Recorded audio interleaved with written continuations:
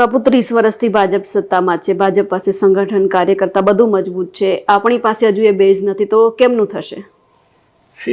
મજબૂત કઈ નથી.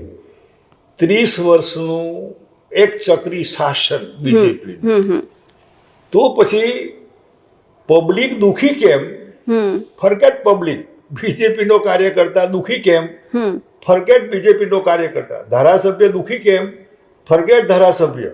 મંત્રી દુખી કેમ? ફરકેટ મંત્રી. ચીફ મિનિસ્ટર દુખી કેમ? ફરકેટ ચીફ મિનિસ્ટર. કેબિનેટ મિનિસ્ટરો દુખી કેમ? મને તમે સમજાવો કે આમાં વાળ દે આર અનહેપી. તમે જો પૂછશો એઝ અ રિપોર્ટર કે એઝ અ જનરલ લેમેન, લે વુમન લેગલ, તો તમને કહે સાહેબ મજા નથી.